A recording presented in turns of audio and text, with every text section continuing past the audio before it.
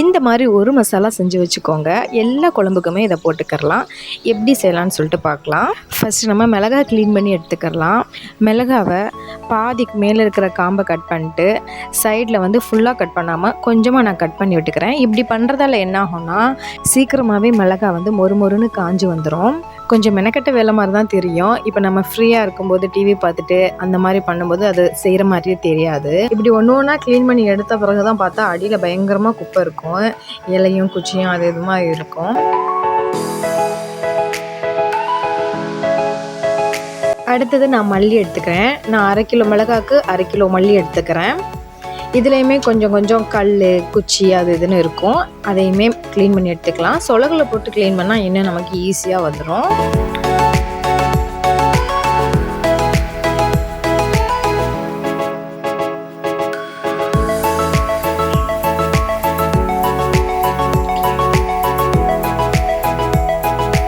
அடுத்து பார்த்திங்கன்னா பெருஞ்சீரகம் சோம்பு 100 கிராம் போட்டுக்கிறேன். 50 ஜீரகம் போட்டுக்கிறேன். அடுத்து 50 மிளகு, ஒரு கையளவு வெந்தயம், ஒரு கையளவு கடலைப்பருப்பு, ஒரு கையளவு அரிசி, 4 பீஸ் மஞ்சள், கொஞ்சமாக கருவேப்பிலை. எல்லாத்தையும் கருவேப்பிலையை நல்லா உரித்து எடுத்து வச்சுட்டு ஒவ்வொரு பொருளாக போட்டு நம்ம வந்து ஸ்லோ ஃப்ளேமில் வச்சு ஹீட் பண்ணிக்கலாம். ஒரு 10 மினிட்ஸ் வறுக்கணும். மல்லியை ஸ்லோ ஃப்ளேம்லேயே வச்சு வறுக்கலாம், இல்லைன்னா தீஞ்சு போயிடும். இப்போ மல்லி வறுபட்டுச்சா இல்லையான்னு பார்க்கறதுக்கு வந்துட்டு இப்படி பார்த்தீங்கன்னா நசுக்கி பார்த்தீங்கன்னா அது வந்து அப்படியே பொடியாகும். இந்த மாதிரி ஆயிடுச்சுன்னா நம்ம அதை இறக்கிடலாம்.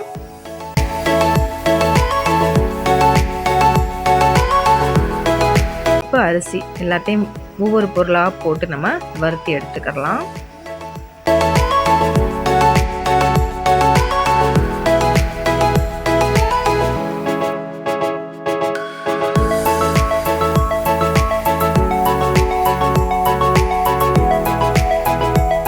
எல்லாமே ஒரு 5 மினிட்ஸ் வறுத்தா போதும். இதை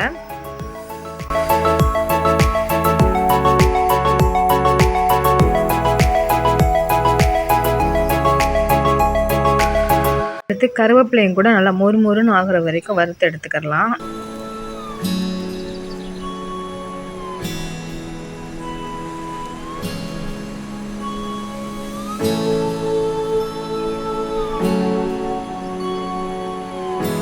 கருவேப்பிலையை கையில் எடுத்து நசுக்கி பார்த்தா அப்படியே பொடியாகணும். அந்த அளவுக்கு வறுத்துக்கணும். இன்றைக்கி நம்ம மிளகாவை காய வைக்கல, வறுக்க தான் போகிறோம். இப்போ வந்து மழை காலத்துலலாம் நம்ம மிளகா பொடி செய்கிறதுக்கு இந்த மெத்தடை நீங்கள் யூஸ் பண்ணிக்கலாம். ஒரு கையளவு உப்பு போட்டுட்டு மிளகாவை கொஞ்சம் கொஞ்சமாக போட்டு வறுக்கணும். இப்போ நான் 1/2 கிலோ மிளகாவை 2 டைம்ஸ் போட்டு எடுத்திருக்கேன். அது பாத்திரத்துக்கு ஏற்ற மாதிரி.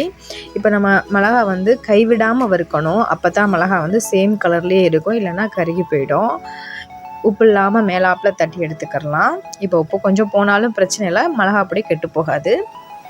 பாருங்கள், கலர் சேஞ்ச் ஆகாமல் நான் மொறுமொறுன்னு ஆகிற அளவுக்கு நான் வறுத்து எடுத்துட்டேன். நம்ம வறுத்த பொருள் எல்லாத்தையும் ஒன்றா போட்டு அரைச்சா மசாலா பொடி ரெடி ஆயிடுச்சு.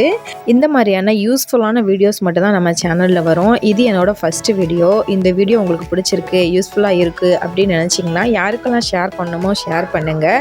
சப்ஸ்கிரைப் பண்ணி சப்போர்ட் பண்ணுங்கள். அதுதான் அடுத்தடுத்த வீடியோ செய்கிறதுக்கு எனக்கு மோட்டிவேஷனாக இருக்கும். அவ்வளோதான். பாருங்கள், மசாலா பொடி ரெடி ஆயிடுச்சு. இதை வந்து நம்ம ஒரு காற்று போகாத டப்பாவில் போட்டு வச்சுக்கலாம். வீணாக கடையில் மசாலா பொடி வாங்கி நம்ம ஹெல்த்தை வந்து பிரச்சனைக்குள்ளாகாமல் இருக்கிறது நல்லது. எந்தெந்த விஷயங்கள் நமக்கு வீட்டிலையே செய்ய முடியுமோ அதை வந்து மேக்ஸிமம் நம்ம ட்ரை பண்ணலாம்.